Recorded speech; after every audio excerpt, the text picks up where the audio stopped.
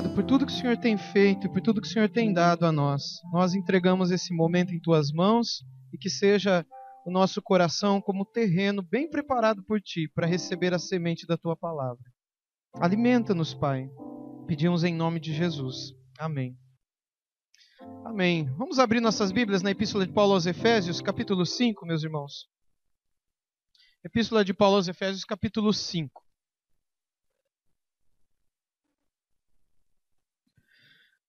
O tema dessa noite, meus irmãos, é despertamento.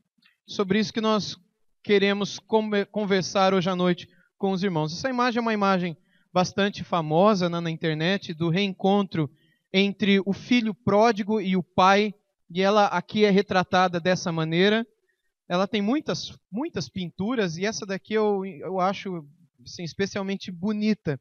E esse momento em que o filho perdido e distante reencontra o pai, é um momento de despertamento, é um momento em que aquele que estava dormindo, ele acorda, aquele que estava morto, como o próprio Senhor Jesus Cristo disse, ele renasce. Então é sobre isso que o texto tem a nos dizer hoje à noite. Antes de ler o texto, meus irmãos, antes de olhar para o texto propriamente dito, aliás, vamos olhar para o texto propriamente dito. Efésios 5, verso 8 a 14. Pois outrora ereis trevas, verso 8, porém agora sois luz no Senhor. Andai como filhos da luz, porque o fruto da luz consiste em toda bondade, e justiça, e verdade, provando sempre o que é agradável ao Senhor.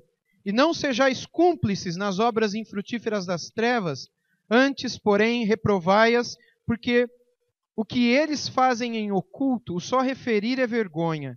Mas todas as coisas, quando reprovadas pela luz, se tornam manifestas, porque tudo que se manifesta é luz. Verso 14, pelo que diz: desperta, ó tu que dormes, levanta-te de entre os mortos, e Cristo te iluminará. Apenas até aqui.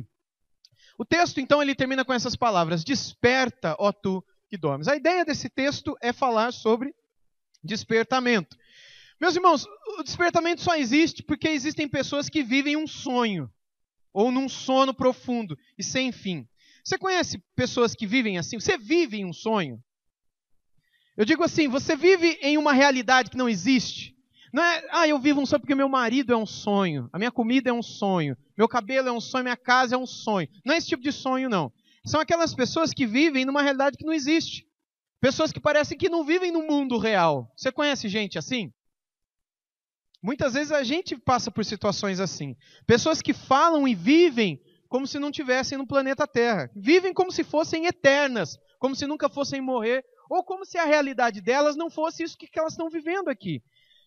Essas pessoas, elas existem, elas estão por todos os lados, a gente sabe, inclusive dentro da igreja também, do povo de Deus. E é por isso que Paulo escreve aos Efésios, para que houvesse um despertamento no meio do povo de Deus ali na cidade de Éfeso. Despertamento que pudesse mantê-los atentos, acordados e vivos nas coisas desta vida e diante da vida vindoura também, aquilo que os aguardava no futuro.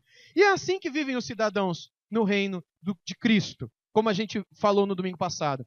Os cidadãos do reino de Cristo não vivem viajando, eles não vivem sonhando, imaginando, não, eles vivem pensando realmente que esse mundo é um lugar de aflições, que esse mundo é um lugar difícil, mas que Deus tem preparado um reino, um lugar maravilhoso,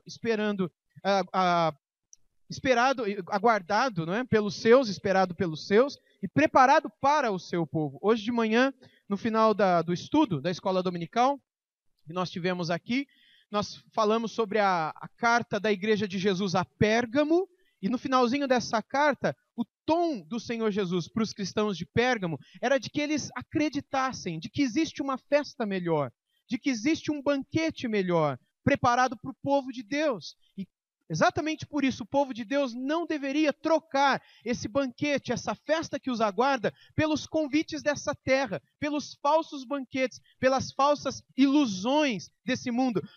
Como se a gente viesse morrer amanhã, meu Deus do céu, eu perdi toda a minha vida. Tadinho, morreu com 18 anos, perdeu toda a vida dele, o melhor da vida ele perdeu. Se é cristão, não perdeu, ele ganhou. Agora, se não é cristão, aí realmente ele está encrencado. Ou pessoas que estão com 60 anos e estão dizendo, nossa, eu quero viver, eu não quero morrer. A Bíblia o tempo todo quer abrir os nossos olhos para uma realidade que está acima de nós e que é maior do que nós e que está nos aguardando. De modo que a palavra de Deus, nesse texto de Efésios 5, 8 a 14, é uma palavra de despertamento, para que os cidadãos do reino de Cristo vivam como pessoas acordadas, aqueles que são salvos, aqueles que são discípulos de Jesus, que querem seguir a Jesus, conscientes de que a vida deles não se resume a esse mundo, aos poucos anos que aqui a gente passa, em torno de 100 anos, não é para uma minoria ou para uma maioria. Qual que é a expectativa de vida para o brasileiro, vocês sabem? 60, 70 anos de idade? 74?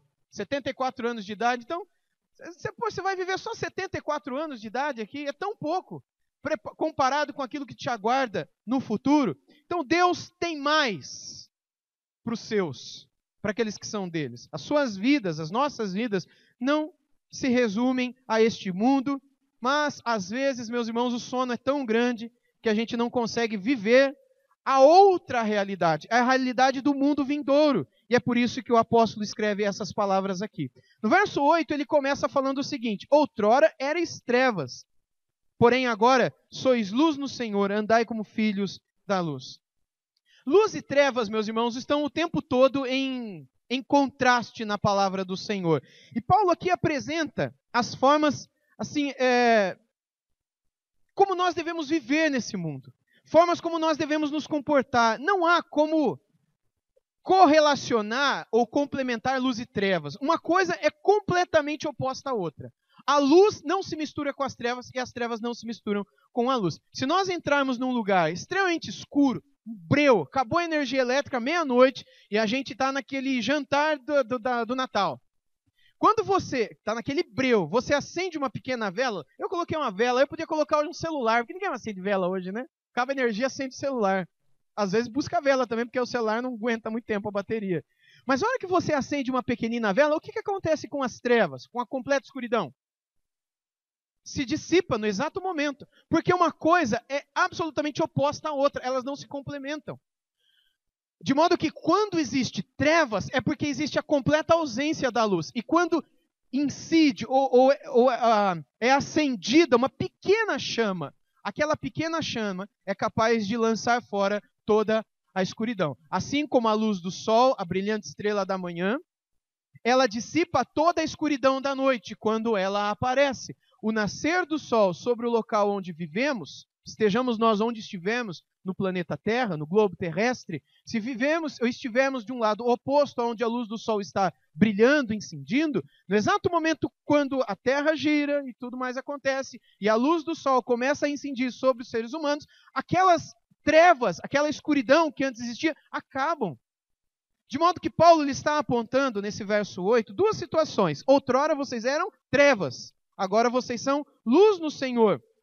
Isso é interessante, meus irmãos, porque ele não fala que antes vocês estavam nas trevas. Ele fala que a palavra de Deus diz que outrora vocês eram as trevas. Vocês não estavam, vocês eram. E agora vocês não estão na luz. Agora vocês são a luz. Olha o que o texto diz. Porém agora sois luz no Senhor. Sem o Senhor não existe luz em nós. Sem o Senhor nós continuamos escuros, perdidos, cegos, desnorteados, cheios de medo. Mas com o Senhor e no Senhor, unidos a Cristo, nós recebemos luz do Senhor e nos tornamos luz também. O Senhor Jesus Cristo diz, e Paulo repete aqui, que o seu povo é a luz do mundo. É luz no mundo. É como a cidade edificada sobre a montanha, sobre o monte. E de lá ela ilumina todos os que estão no vale, todos aqueles que estão distantes da luz. Esses homens e mulheres aqui em Efésios, eles não apenas estão na luz agora, mas eles são a própria luz no Senhor. A sua união com Cristo tornou-os luz também. Diante disso, eles são ordenados a viverem como luz. É o verso 9. Porque o fruto da luz consiste em toda bondade, justiça e verdade. Aqui ele passa a falar, gente, sobre frutos da luz e frutos das trevas. Uma vez que nós estamos na luz, nós nos tornamos participantes dela, e Paulo usa outra ilustração que é muito comum no Novo Testamento e na literatura de Paulo, que é do enraizar. E toda vez que alguém coloca suas raízes em algum lugar e começa a alimentar essa árvore floresce e frutifica. É muito comum isso na Bíblia. O Salmo 1 fala sobre isso, Jesus falou sobre isso, Paulo falou sobre isso e vários outros escritores na Bíblia também. Aqui Paulo está falando que quando nós nos ligamos com a luz, é como se nós lançássemos as nossas raízes na luz e nós passamos a iluminar também, ser luz do mundo, e essa luz tem frutos. A luz possui frutos, assim como as trevas também possuem frutos. E uma vez que a gente esteja, então, nós passamos a agir de um modo diferente, agir de um modo agradável a Deus, que é o verso 10. O verso 10 diz, provando sempre o que é agradável ao Senhor. Como é que a gente sabe se o que a gente está vivendo é agradável a Deus?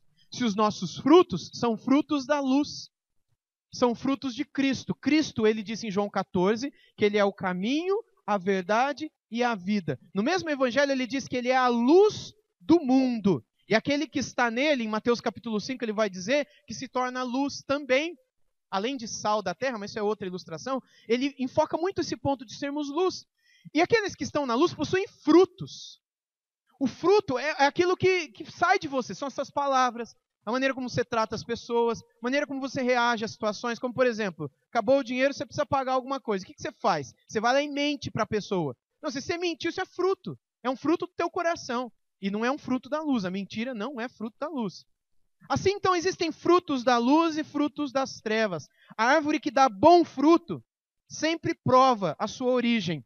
Quando no verso 10 está escrito, provando sempre o que é agradável ao Senhor, como é que a gente sabe se aquilo que a gente faz é agradável ao Senhor? É quando a prova disso, o gosto disso que a gente faz, é aquilo que Cristo faria se estivesse em nosso lugar. É algo que tem relação com a luz, provando sempre o que é agradável ao Senhor, dando em sua vida prova daquilo que é agradável a Deus. Como é que eu sei se aquilo que eu estou vivendo é agradável a Deus? Se aquilo que eu vivo, os frutos da minha vida, são frutos que são da vida de Jesus. Se Jesus estivesse aqui em 2014, no final do ano, vivendo com a gente, se esse fosse o tempo do primeiro advento de Jesus, como é que Jesus viveria no nosso meio? Os frutos dele serão os mesmos frutos seus? Que frutos na sua vida estariam presentes na vida de Jesus? Você consegue imaginar alguns aí? Eu não vou dizer algum, porque eu imagino que tenha mais do que um. Coisas que você faz e que Jesus estaria fazendo também. Agora pensa em coisas que você faz que Jesus não faria de modo nenhum. Nem em pensamento, porque a gente já aprendeu na palavra que até em pensamento nós pecamos. O que é que está aí na tua cabeça e nas tuas atitudes que são semelhantes a de Jesus?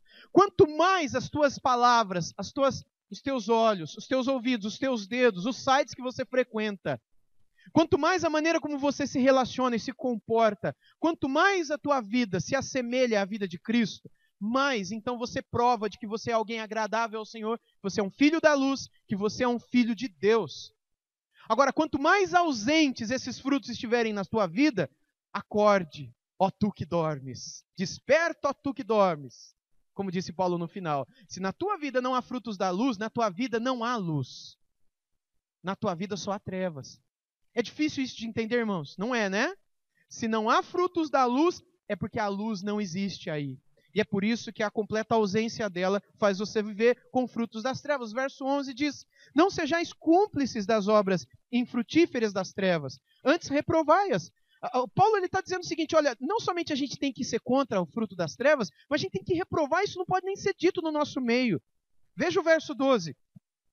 No verso 12 ele diz, porque o que eles fazem em oculto, o só referir é uma vergonha. Só de dizer isso é vergonha. No verso 12, no verso 11, não sejais cúmplices. A palavra cúmplice aqui, o que significa ser um cúmplice? Cúmplice significa você ser participante do delito, né, do pecado ou do crime de alguém, se tornou cúmplice. Quando o texto bíblico diz de não ser cúmplice das obras infrutíferas das trevas, ele trata da corresponsabilidade que o ser humano tem, o ser humano convertido, ele pode ter quando ele participa do pecado. Se você, que é um ser humano convertido, entregou sua vida a Jesus, se arrependeu dos seus pecados, você vive na luz e tem a luz dentro de você. Sua vida é uma bênção, é uma maravilha, você sabe disso. Mas de repente você cedeu, você tropeçou, aconteceu um acidente e você caiu em pecado, você cometeu um pecado. Você se tornou co-participante ou cúmplice. das obras das trevas. O que você tem que fazer quando isso acontece? Você tem que se arrepender, porque se você não se arrepender e continuar ali, você vai dormir. A tua vida será um sono profundo com relação às coisas de Deus. As coisas de Deus para você estarão distantes de você, não serão importantes para você. E a palavra vai dizer para você: desperta, despertamento, avivamento. O que significa literalmente avivamento? Um avivamento bíblico. Um avivamento bíblico não é um evento que promove barulho, que promove dons, que promove prosperidade financeira. Um avivamento bíblico é um evento que promove quebrantamento. É onde as pessoas reconhecem o pecado de seus corações, os coloca para fora, confessando-os, e são perdoadas, e experimentam uma alegria que antes não experimentavam. Isso, naturalmente, vai produzir várias coisas na vida daquela pessoa. Na história da igreja, ao longo da história da igreja, a gente vê vários avivamentos bíblicos acontecendo, em cidades, em igrejas, e também com pessoas. E é comum a gente conhecer aqui e ali algumas pessoas experimentando isso. Quando aquela pessoa experimenta um despertamento. Antes ela não lia, ela não buscava, ela não orava, ela não se importava, mas agora o coração dela o tempo todo pulsa pelas coisas de Deus. Ela foi despertada. Ela foi avivada. Avivada naquela pessoa que o tempo todo é espalhafatosa, né? Toda extrovertida e para fora, e pá, faz barulho, pula, gira e cai. Não. A pessoa desperta e viva é aquela que todo dia, até mesmo quando o culto acaba, ele continua pensando no Senhor. Ele chega em casa agradecendo ao Senhor, ele vê um prato de comida diante dele, ele dá graças a Deus por aquilo. Ele recebe o dinheiro no começo do mês, ele dá graças a Deus por aquilo. E se não recebe, ele busca ao Senhor para que o Senhor o sustente até o final do mês. O tempo todo ele está vivo para as coisas de Deus, e as coisas de Deus estão vivas dentro dele. Esse é alguém avivado. Esse é alguém feliz e desperto pelas coisas do Senhor. Esse é um filho da luz. Esse é alguém cujos frutos, cuja vida iluminará a vida dos outros. Não precisará nem ele falar muita coisa. Com poucas palavras as pessoas perceberão: esse cara é diferente. Essa moça é diferente. Ela tem algo bom dentro dela. Parece que sai uma luz dela. O jeito que ela fala é diferente. A maneira como ela resolve. Vê o jeito que ela tratou aquela pessoa que falou mal dela? Essa pessoa aí não é igual a gente. São filhos da luz. São pessoas que verão a Deus no final dos tempos. São pessoas para as quais o Senhor Jesus está preparando novos céus e nova terra. Você é parte dessas pessoas? O texto, quando ele diz no verso 12, não é? Porque eu só referir é vergonha. Aqueles que não produzem frutos da luz, meus irmãos, ou seja, que são responsáveis pelas obras infrutíferas das trevas, são os que fazem em oculto aquilo que é reprovável diante da luz. Tem um escritor, um pastor, A.T. Robertson, muito querido. Ele escreveu que o pecado ama as trevas, comentando esse texto. E lembra que Jesus também disse para o Nicodemos, em João capítulo 3, ele disse que aqueles que não se arrependem, eles permanecem nas trevas porque, por causa dos seus pecados. Vamos abrir lá, ler o texto exatamente como está lá. Abra sua Bíblia comigo, por favor. Evangelho segundo João, capítulo 3.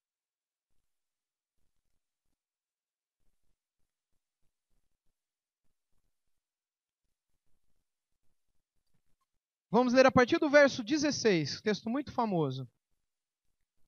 João 3, 16. Todos acharam? Amém? João 3,16 diz assim, então: porque Deus amou o mundo de tal maneira que deu o seu Filho unigênito, para que todo aquele que nele crê não pereça, mas tenha vida eterna. Porquanto Deus enviou o seu Filho ao mundo não para que julgasse o mundo, mas para que o mundo fosse salvo por ele. Quem nele crê não é julgado. O que não crê já está julgado, porque não crê no nome do unigênito Filho de Deus. E o julgamento é este, agora presta atenção, verso 19. O julgamento é este: que a luz veio ao mundo, e os homens amaram mais as trevas do que a luz, porque as suas obras eram más. Pois todo aquele que pratica o mal aborrece a luz. Essa figura, antes de terminar o texto, aquele que ama o pecado, aborrece no sentido de que afasta. afasta a luz. Por quê? Porque o pecado é trevas.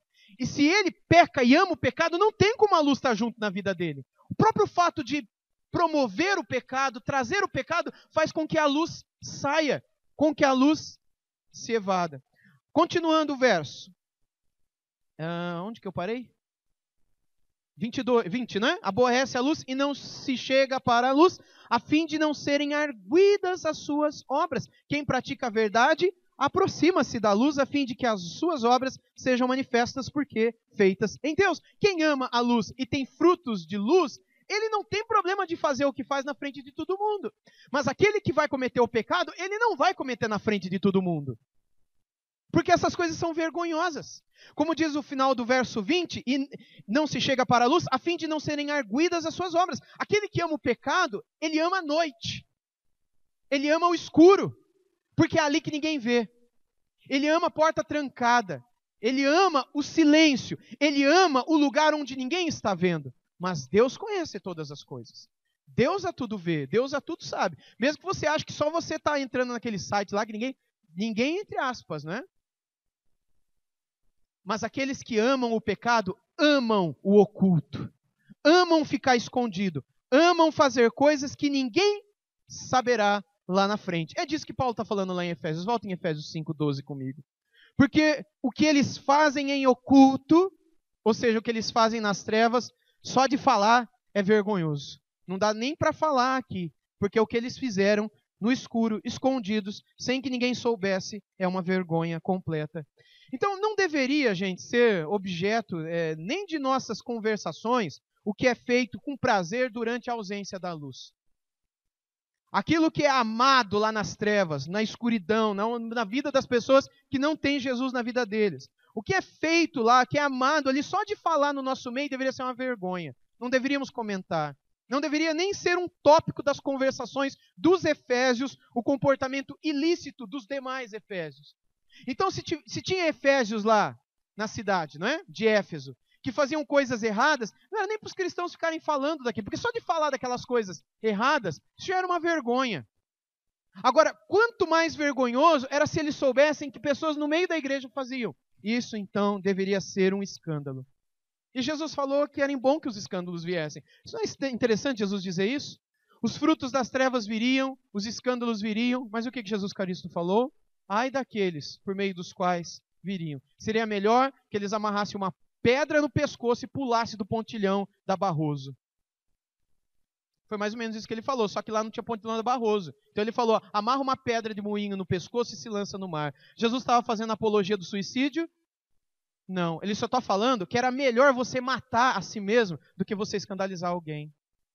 Agora ele não está falando que, já que eu vou escandalizar e só escandalizar, então eu vou me matar. Não. Isso é você mostrar o quanto você odeia a Cristo e ama a si mesmo mais do que tudo. Por isso que você vai acabar com a sua vida.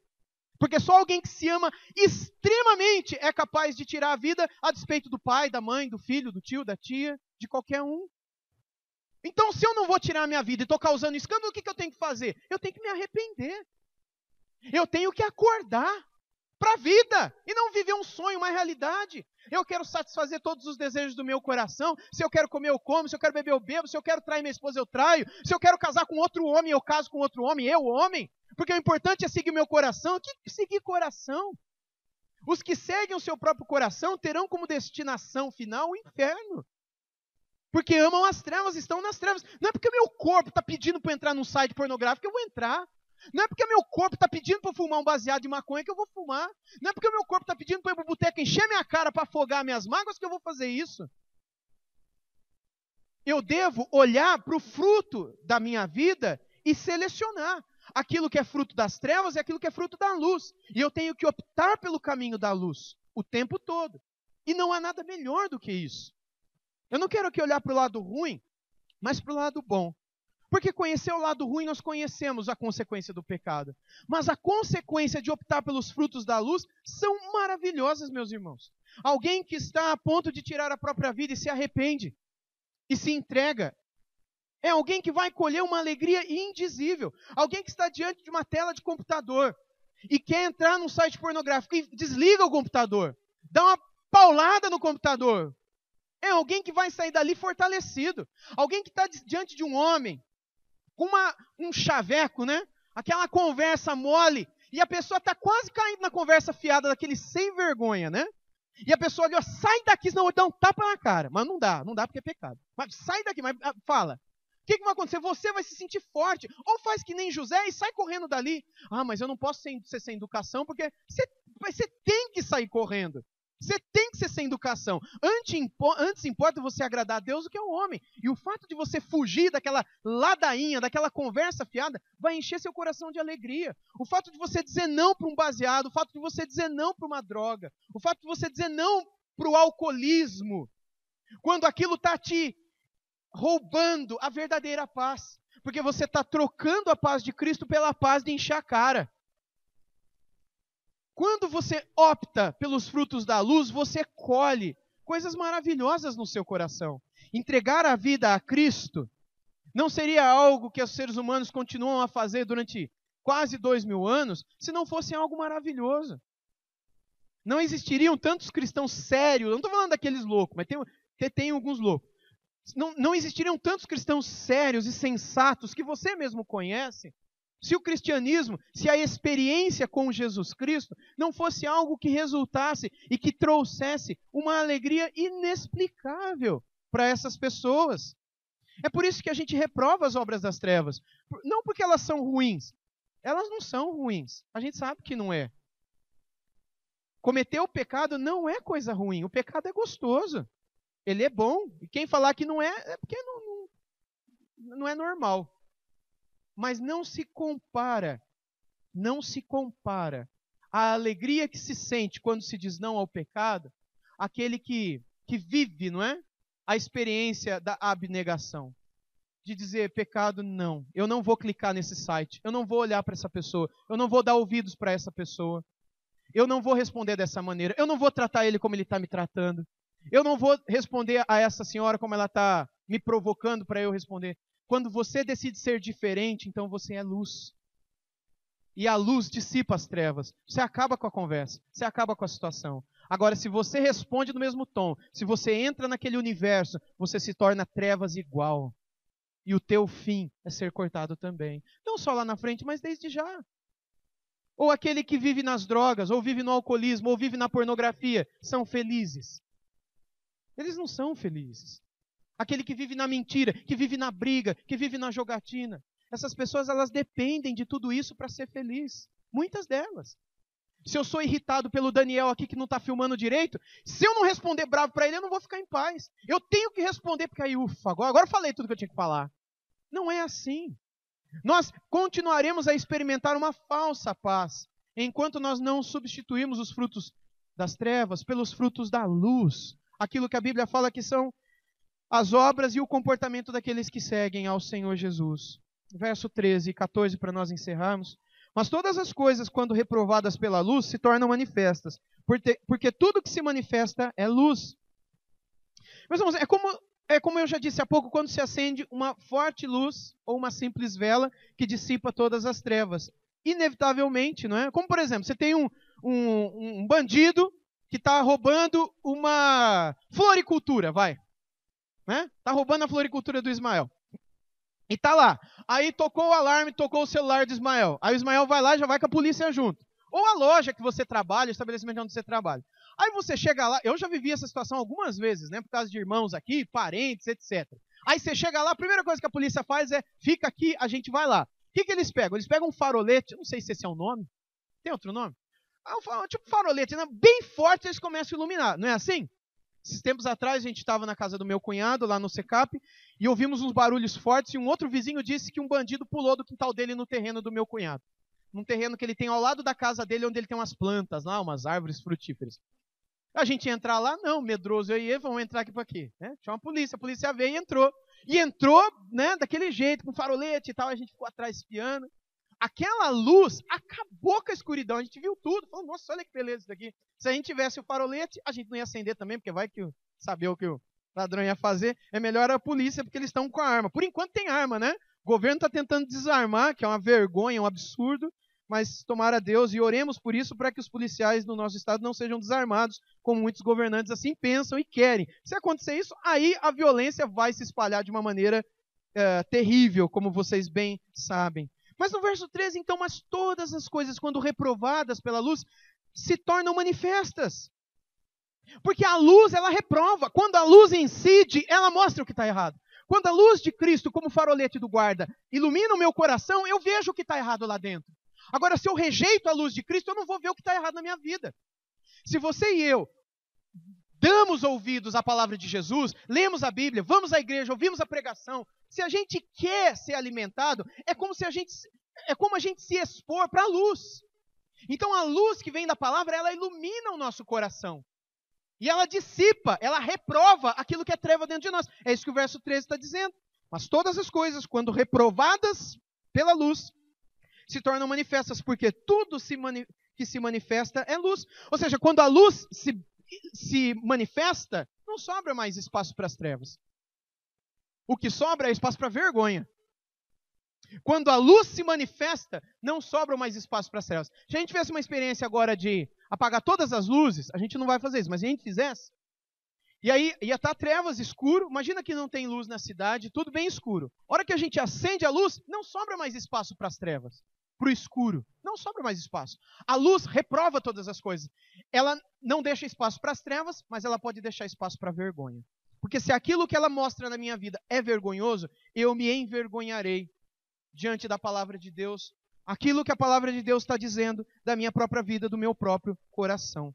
O verso 14, para a gente encerrar, irmãos, pelo que diz, desperta, ó tu que dormes, levanta-te de entre os mortos, e Cristo te iluminará. Aqui talvez esteja o coração de toda essa passagem, o despertamento. O objetivo final do apóstolo Paulo é o despertamento dos Efésios, é que eles acordem para Deus. Despertamento para Deus e para a vida com Ele. Essa palavra aqui é uma palavra de urgência, irmãos e irmãs. Para que eles voltem a ter uma vida com Deus. Eles estavam longe da vida com Deus. Por isso que ele está dizendo aí no verso 14, pelo que diz, desperta, ó tu que dormes. Vamos ler todos, o texto está aqui projetado.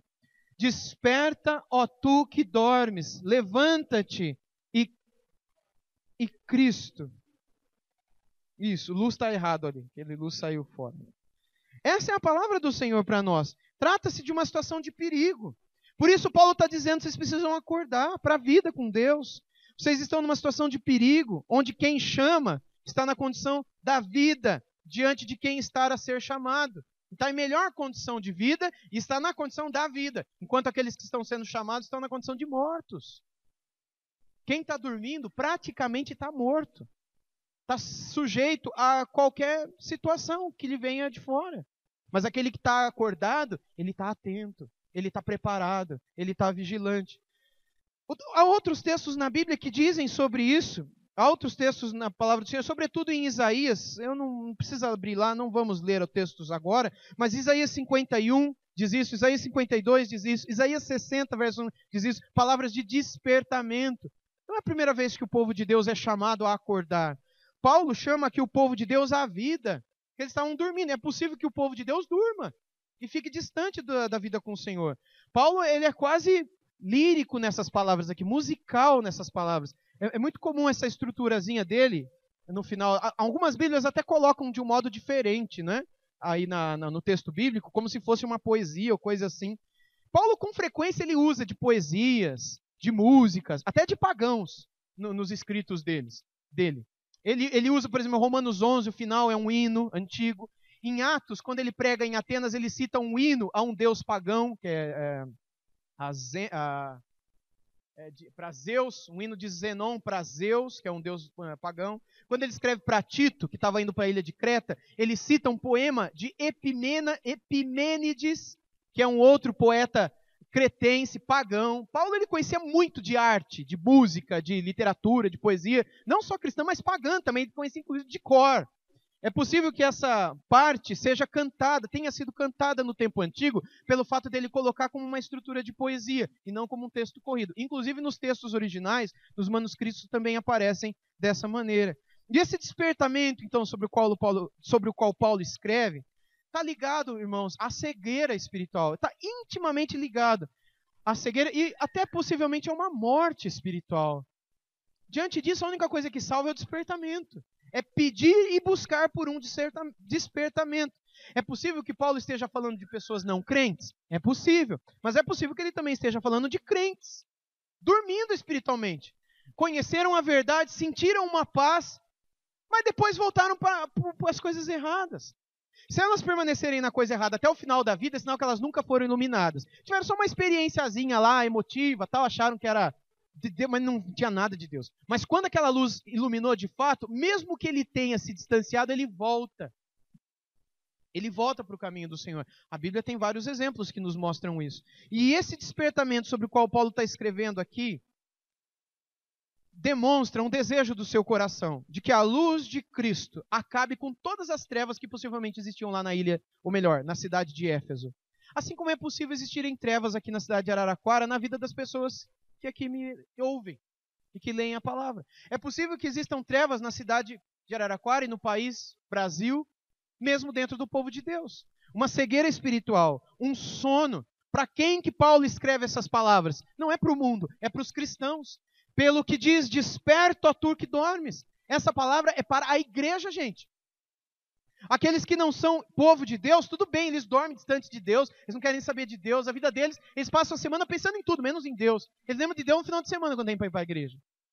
Mas no povo de Deus, o povo convertido, aqueles que entregaram a vida a Cristo e experimentaram relação com Jesus, essas pessoas não têm motivo para viver dormindo para o Senhor. Todo dia é um dia de comunhão com o Senhor. Cristo ilumina e a sua luz acaba com todas as trevas. Todas as trevas. A luz de Cristo, ela cura. A luz de Cristo, ela traz saúde espiritual. A luz de Cristo, ela desperta e chama para a verdade. A luz de Cristo traz conhecimento da palavra de Deus. A luz de Cristo está associada na Bíblia com a bondade de Deus. Aqueles que vêm para a luz, aborrecendo as trevas e os frutos das trevas, essas pessoas elas experimentam um acordar nos braços de Deus. Elas experimentam uma paz que não dá para explicar e nem dá para entender. Elas experimentam os frutos da luz de Deus, que são a bondade, o conhecimento, a alegria, a paz, o perdão. O que é de fato vida. Cristo ilumina e tudo acaba. Quando Cristo e a sua luz resplandece sobre alguém, acontece o que está escrito lá em Malaquias 4:2. Eu vou pôr o texto aqui para vocês lerem. Olha lá o que está em Malaquias 4:2. Mas para vós outros que temeis o meu nome, nascerá o sol da justiça, trazendo salvação nas suas asas. Saireis e saltareis como bezerros soltos da estrebaria. Ele está falando da alegria que sente aquele que experimenta a salvação de Cristo, a luz. Somente Cristo e a sua luz podem pôr fim nas nossas trevas e também no nosso sono. Sem a luz de Cristo, a gente continua dormindo e vivendo uma realidade que não existe. Sem a luz de Cristo, a gente vive vivendo um sonho, uma coisa que não é real, dependendo do pecado para ter felicidade, dependendo da conversa dos outros para ter uma estima um pouco mais elevada. A gente vive correndo atrás de uma autoestima. Esse tempo que a gente vive tão egoísta, tão focado no alto, no eu, quando o alto que você deveria estar procurando não é o alto com U, mas o alto com L. Uma estima que venha lá do alto com L, não o alto com U, que é a sua auto. Que estima você pode procurar em você? Ah, mas eu sou bonito, eu vou fazer um corte de cabelo diferente, eu vou me sentir melhor. Não, eu sou bonita, vou passar uma maquiagem, vou pintar o meu cabelo de uma cor diferente, eu tenho me sentido alto. Se a tua estima estiver sendo procurada em você mesma, em você mesmo, você está numa roubada. Até quando você vai pintar o cabelo? Passar maquiagem? Fazer plástica no seu corpo? Até quando? Até os 70 anos? E aí você vai virar aquelas mulheres, você já viu aqueles cara de 70, 80 anos? Sabe, que você olha e fala, meu, dá até medo de ver. E feios demais, mas acha que estão bombando, acha que estão bonito. E é a coisa mais horrível do mundo. Até quando você vai procurar em si mesmo fonte da sua paz? Até quando o ser humano vai correr atrás de algo que lhe satisfaz? Eu não estou falando contra que plástica, eu não estou falando contra que pintar cabelo, eu não estou falando aqui contra os rapazes aí fazer um corte bonito, eu não estou falando nada contra isso. Eu só estou dizendo que aqueles que correm atrás disso para se sentir melhor estão perdidos. Estão correndo atrás do vento, estão vivendo uma realidade que não existe. Porque a verdadeira paz só existe em Jesus. Só quando você se encontra com Jesus, você sabe o que é estar bem consigo mesmo. Teu cabelo está armado, mas você está bem. É sério.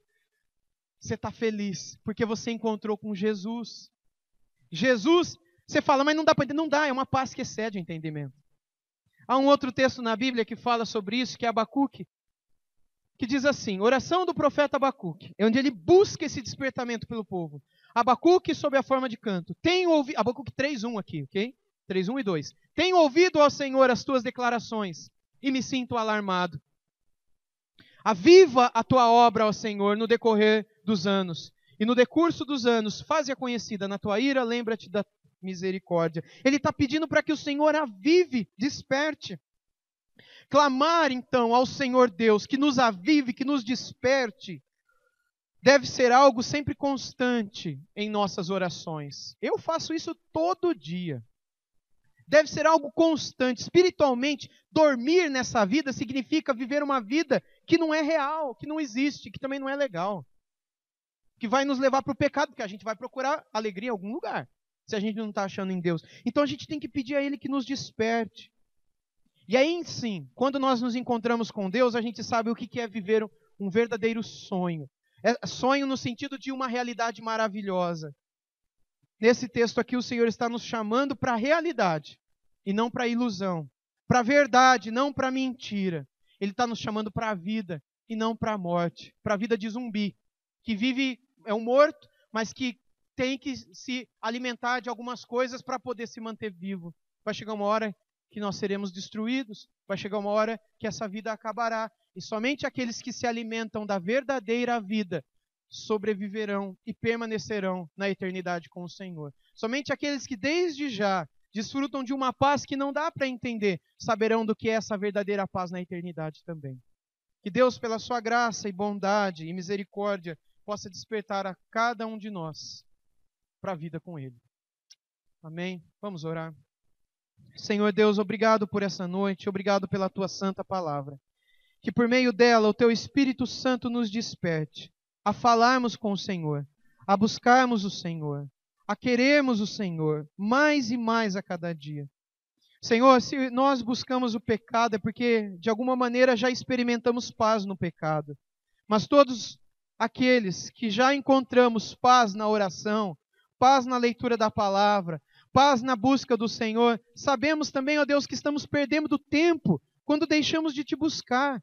Por isso, Senhor, desperta o teu povo, desperta a tua igreja, desperta os teus, aviva-nos a fim de que dia após dia estejamos te buscando e desfrutando da verdadeira vida que só em ti podemos encontrar. Em nome de Jesus. Amém.